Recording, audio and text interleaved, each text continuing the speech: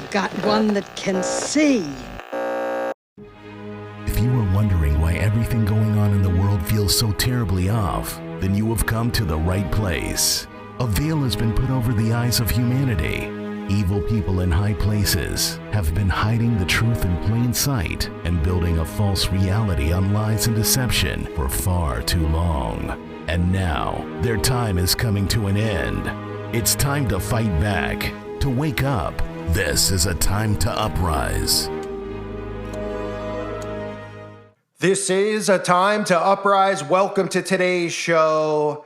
Obviously, over the years, I've covered the Satanic Panic more than probably anyone on YouTube. I cover everything involving Satanism and try to show it to people that it's always in front of them, that it's being promoted in movies, it's being promoted in music, that they use mind control tactics like the Satanic Panic to deflect and get away with their hideous crimes. And I mean, we are seeing it in every single thing pretty much that you would call media in today's world, from video games to movies to music.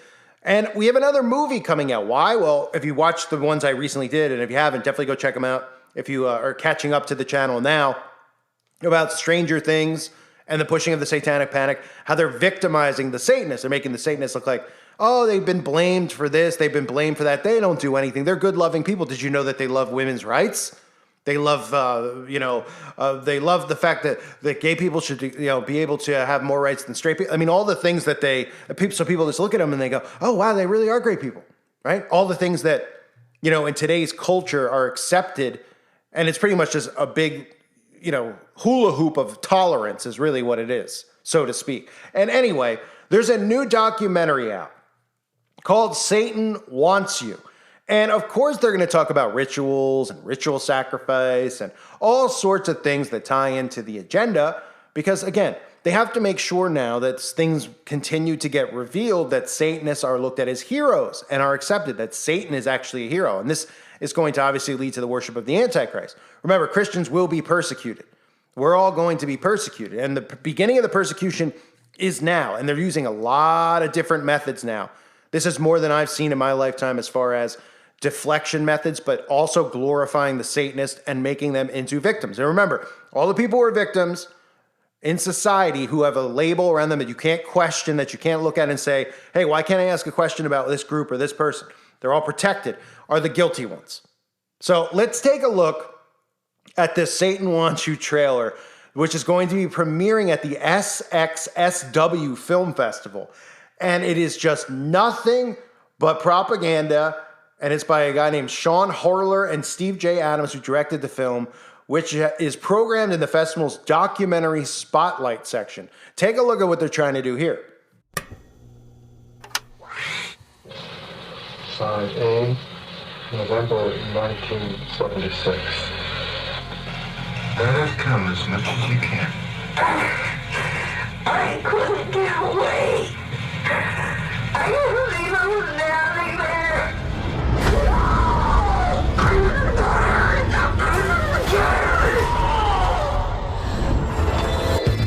Joining me now from Victoria is Michelle Smith, a one-time victim of abuse by a satanic cult, and Dr. Lawrence Pastor, the psychiatrist who helped her come to terms with that nightmare. The book is called Michelle Remembers. Michelle Remembers. We wrote it together. It's the first publicized account of such rituals. They would put me in cages, sacrifice animals. Eating feces and orgies and dismembering fetuses. These were things that you experienced. That's right.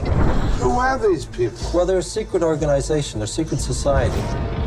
When that book came out, all hell broke loose. There was a theory that there's a satanic conspiracy and there are children who are kidnapped, stolen, and sacrificed. It's known as the Satanic Panic from the 1980s and 90s. I consulted on hundreds of these cases all over the Western world. There are thousands of men and women who are secretly worshiping the devil. Are you accusing me of being a Satanist? I know you murdered babies, and I know you made me murder babies. More than 300 counts of sodomy, rape, and oral copulation. So many different kinds of people believed that this was happening. It was dead serious. There were people who went to jail. It's very hard to believe. There are too many people telling too many stories for this not to be true. And all of this was started by this book. You're not just the psychiatrist to me.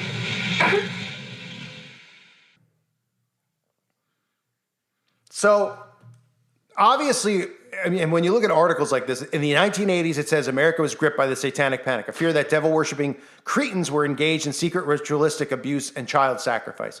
Okay, they act as if people just made this up out of thin air.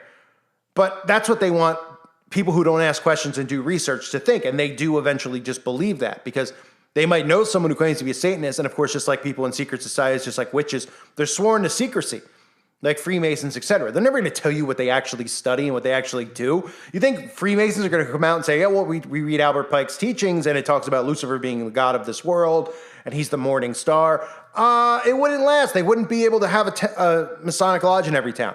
What do? They pretend that they care about children's hospitals, the community, right? And everybody falls for it hook, line, and sinker because everybody's a sucker in today's society. And that's part of the reason that they've made people so weak and soft, is that they take people on the surface level for who they are, and they don't get suspicious, because that would be hateful and mean to ask any questions. So you saw in the trailer the stuff with the Satanic Panic. Obviously, the whole thing is Satanic Panic. You even saw the stuff with McMartin. Of course, they had to throw McMartin in there. So they say these fanatical and irrational notions don't come from out of nowhere. Of course, well, they're referencing people like me and you, and they're referencing Christians.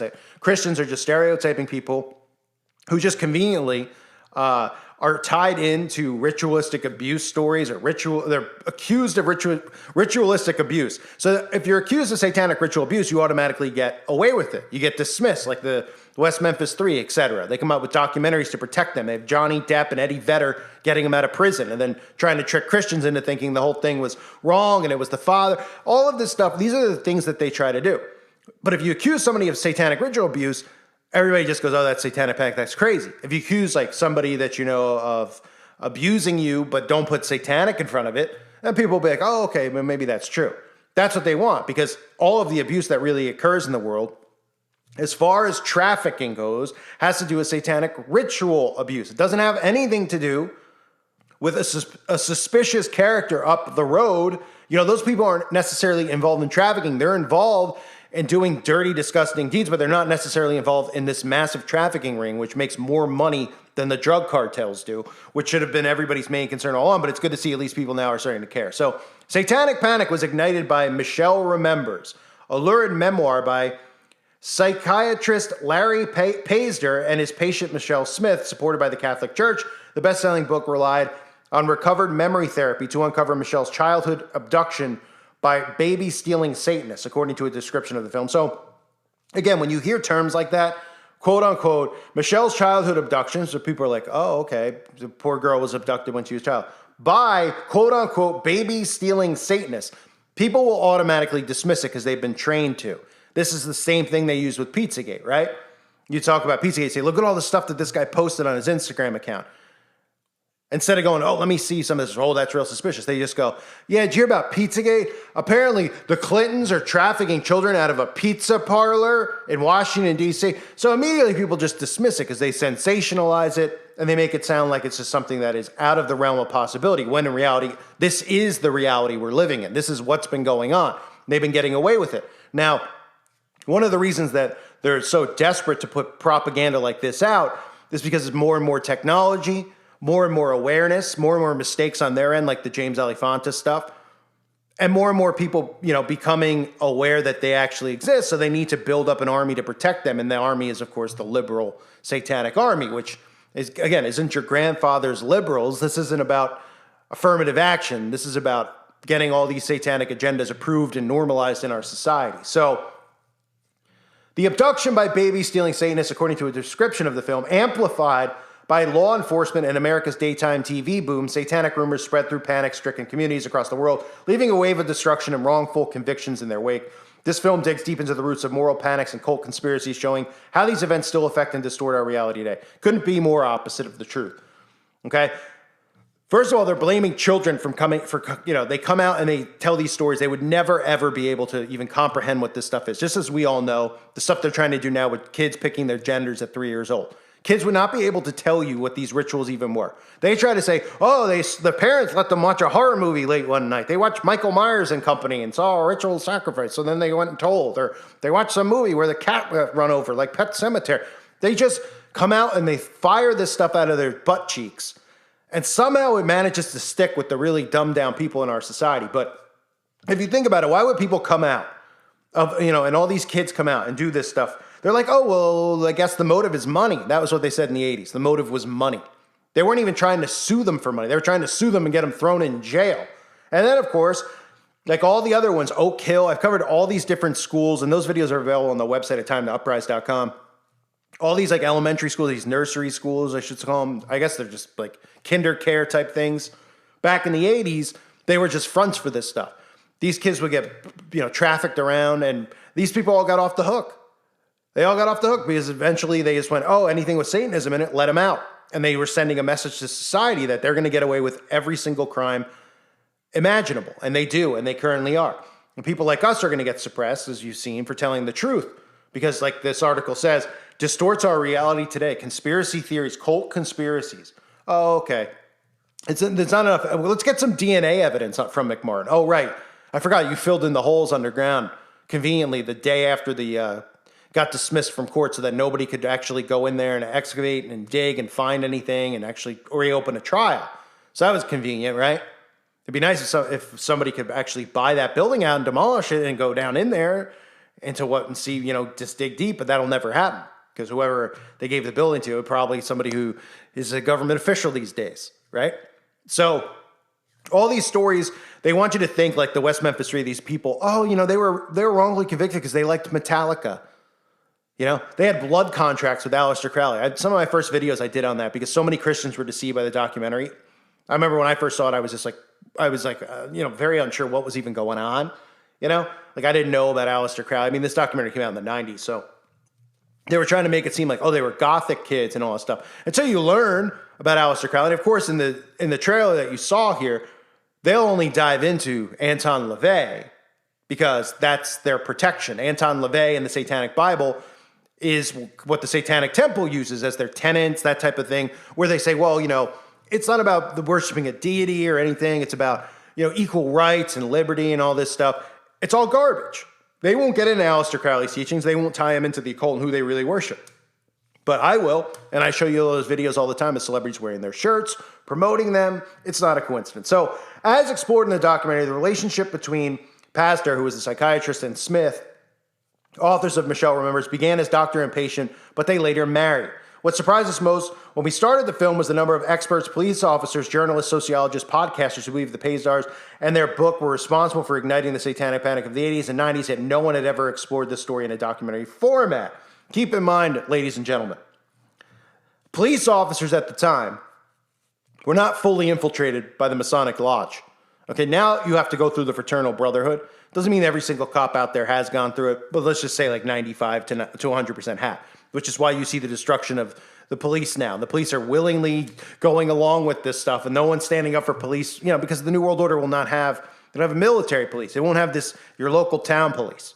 But anyway, the police then would draw up documents that warned families about Satanists, about what was going on in the towns, what to look for with their children. I've covered these documents before. You can still find them. This is when the FBI wasn't fully compromised, right? We know the FBI was compromised after Ted Gunderson left the FBI, and some people think Ted was compromised. I 100% don't, but that's just my opinion. But once he started exposing McMartin and stuff, they went after him and went after his life. And eventually they did use one of their FBI weapons on Ted for unveiling way too much. So the directors say this is the very first time Michelle's sister, Larry's ex-wife, and Larry's daughter have gone on the record to tell their side of the story. This was a once-in-a-lifetime opportunity to combine all these stories together to reveal the true origins of the Satanic Panic and show how they connect to Pizzagate and QAnon conspiracies of today. This film is also groundbreaking for another reason. In our final month of production, an anonymous source sent us one of Michelle and Larry's original therapy tapes from 1976. This is a one-of-a-kind archived material. It's never been heard anywhere before, blah, blah, blah. And, obviously, without seeing the movie, you know what they're going to say, right? She was influenced into saying these things. She saw some scary movies, right? You don't think once somebody goes through satanic ritual abuse, and there's people who listen to my channel who have gone through it, they'll tell you that their handlers, have control over them. Even like up to this day, like there's things that they, struggle to resist against. You don't think that somebody went back to Michelle and reprogrammed Michelle and offered Michelle money, or went to Michelle and said, hey, if you don't do this, we'll kill you. I mean, that's how they work. It's like the mob, just way worse, because even the mob doesn't do these disgusting acts that these people do, which is saying something.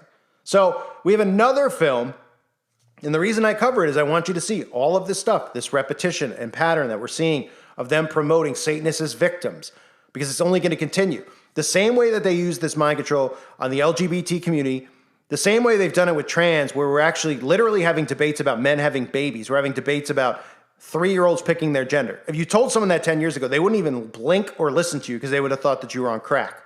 Now this is normal. Why? Because repetition and constantly pushing it into society, into like just weaving it in TV shows and stories about hate crimes and all that stuff. They do the same thing here.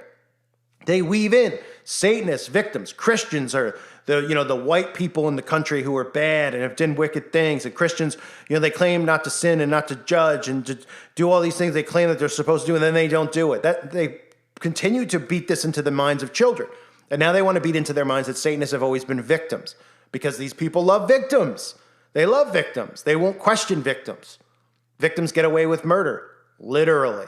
Thus, they're not really victims. But that's the world we live in. Everything is inverted, ladies and gentlemen. So the film is called Satan Wants You. It's more poison. I guarantee it. You can just hear from what the director says. You know what it's about. You saw the trailer.